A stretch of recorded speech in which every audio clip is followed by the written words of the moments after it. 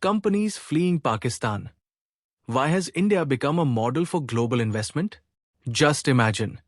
A country with a population of over 240 million, a nation whose geographical position is considered strategically crucial, and which was once called America's closest ally. Today, multinational companies are packing their bags and leaving that very nation. Factories are shutting down, offices turn silent, and the trust of foreign investors has completely shattered. The question arises, what happened that even a giant like PG, which built its brand in Pakistan over decades, is now winding up its business there?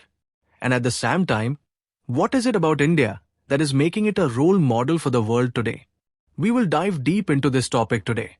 But before that, if you're new to our channel, don't forget to subscribe so you can be the first to get updates on all our new videos. So, without any delay, let's begin today's discussion. Procter & Gamble, or PG, has recently announced the complete shutdown of its manufacturing and commercial operations in Pakistan. This doesn't just mean the closure of a single factory, it's a signal, a message that Pakistan is no longer a trustworthy ground for investors. Companies that once built strong bases they now see staying in the country as a losing deal. PG, which had been operating through subsidiaries like Gillette Pakistan Limited, will now distribute its Bradsa through regional channels, meaning it will no longer have a physical presence in Pakistan. The company has described this move as part of its global restructuring plan.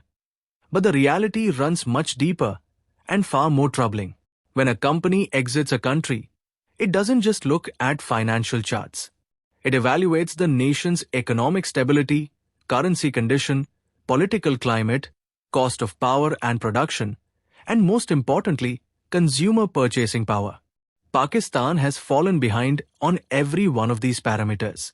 Stringent IMF conditions, acute dollar shortages, rampant inflation, unemployment, and weak institutional governance have turned the country's corporate landscape into toxic ground.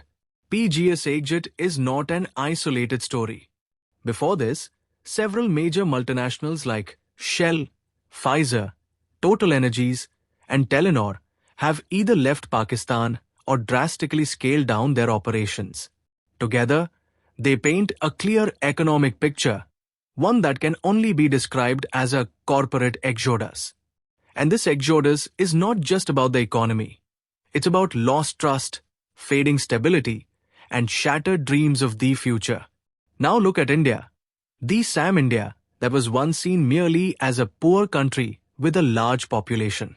The same India that faced Trump-era tariffs without any special trade exemptions, yet not only kept its economy stable, but continued to advance across exports, production, investment, and employment. While Pakistan now clings to the IMF as a lifeline, India has emerged as the preferred destination for global investors. PG began its operations in Pakistan in 1991. At that time, Bradsa like Pampers, Ariel, Pantene, and Safeguard became household names across the country. The company established factories there in 1994 and 2010, promoted local manufacturing, and built an entire supply chain ecosystem. But now, that very same company says that third-party distribution is the only sensible route, meaning maintaining a direct presence in Pakistan is no longer profitable. Behind this decision lies not just corporate restructuring, but the harsh ground realities of Pakistan. Expensive electricity, poor infrastructure, unpredictable tax policies, and most importantly, weak consumer demand. The situation has deteriorated to the extent that Gillette Pakistan's revenue is expected to fall by up to 50% in the next financial year. Just 2 years ago, the company had recorded profits of 3 billion rupees. And now, shareholders are pleased merely at the prospect that the company might sell its assets or even delist entirely. Former PG CEO Saad Amanullah Khan himself called this a wake-up call. In his words, "I hope such exits will make the government realize that everything is not all right." In other words, the voices of concern are now emerging from within, Yet it seems the corridors of power remain blindfolded. On the other hand, India's story is entirely the opposite. The Indian economy has not only become the fifth largest in the world, but is also considered by global rating agencies to have a sustainable and robust growth trajectory. When the United States began its tariff war, India didn't bow down. Instead, it strengthened its policies. Initiatives like Make in India, Digital India, and Production-Linked Incentives (PLI) have transformed India into a global manufacturing hub. Today, global technology giants like Apple, Foxconn, and Google are shifting their manufacturing bases to India.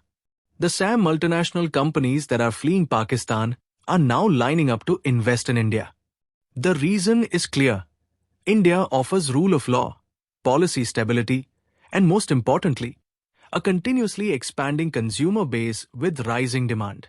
Pakistan's biggest problem is that while governments change, the direction of policy does not.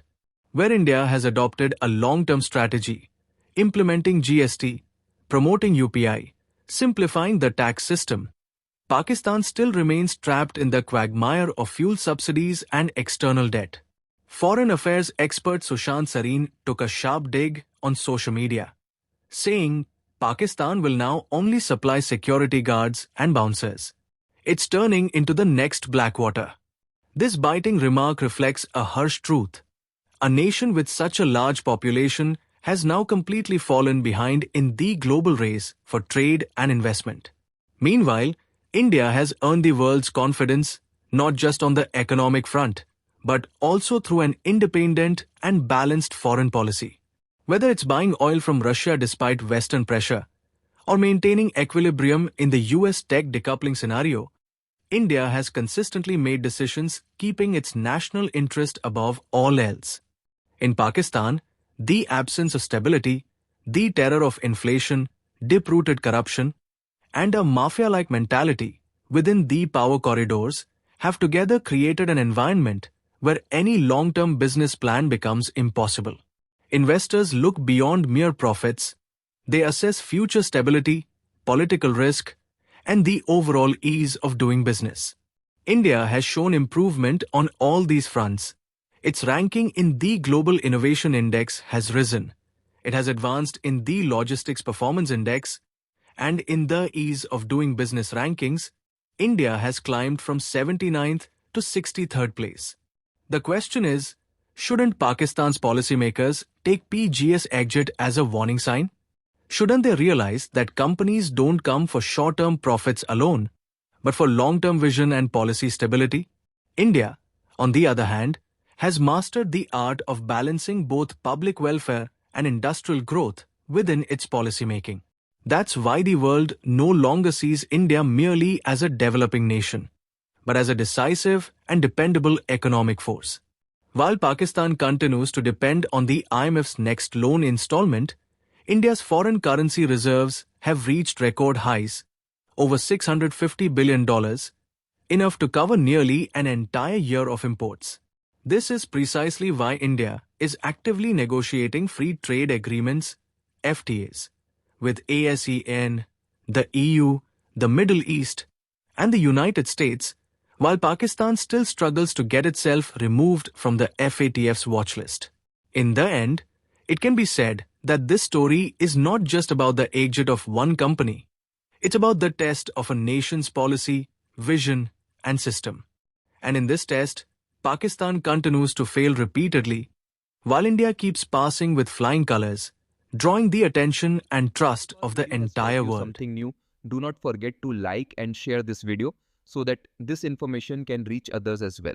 Your likes and shares are a source of inspiration for us. If you have any questions or suggestions, please let us know in the comments. It will be our honor to answer your questions and listen to suggestions.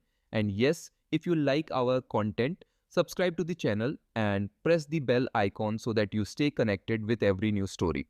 Thank you. GRT Business YouTube channel sources, news from various news agencies, opinion polls and other public sources. We try to ensure that every report and summary is accurate and verified, but we are not responsible for any dispute or error. Our aim is only to provide you with accurate information.